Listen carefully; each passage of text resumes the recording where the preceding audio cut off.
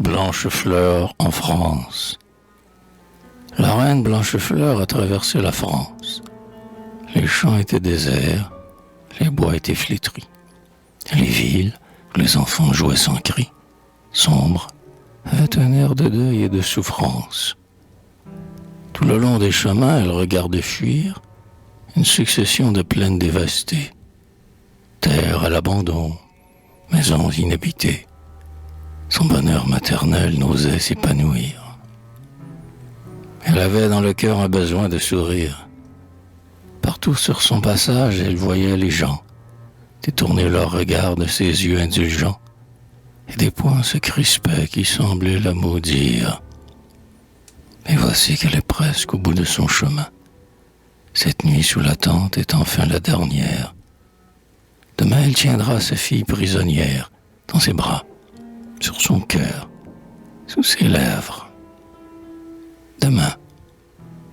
Mais, ne pouvant dormir, Blanchefleur s'est assise à quelques pas du camp pour rêver sans témoin.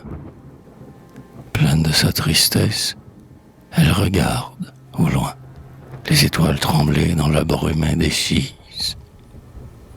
Au lisière du bois, le silence frémit, mais on parle dans l'ombre et Blanchefleur écoute. Un bruit confus de gens marche sur la route, se rapproche. Une voix d'enfant pleure et gémit. La reine Blanchefleur les appelle et demande « Où vous en allez-vous si tard, mes pauvres gens ?» Et l'homme a répondu « Madame, les sergents ont saisi ma maison pour acquitter l'amende. Nous allons devant nous sans travail et sans pain. Comme nous, la moitié de la France mendie. Avarice de reine et dure maladie. Certes, Berthe a changé notre bon roi Pépin. Autrefois, cette plaine était fertile et riche.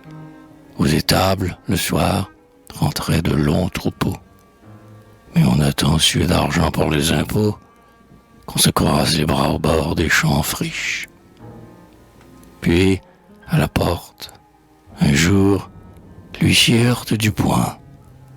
Paix ou part.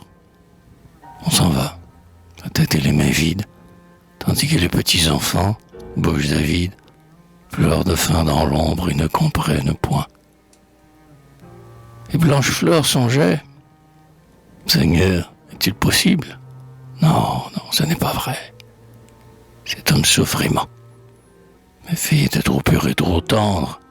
Comment serait-elle à ce point devenue insensible? Elle tire sa bourse où de l'or teinte et lui. Elle arrache à ses doigts ses bagues et s'écrie. Tenez, prenez. Je suis Blanchefleur de Hongrie. Si ma fille vous a fait tort, pardonnez-lui.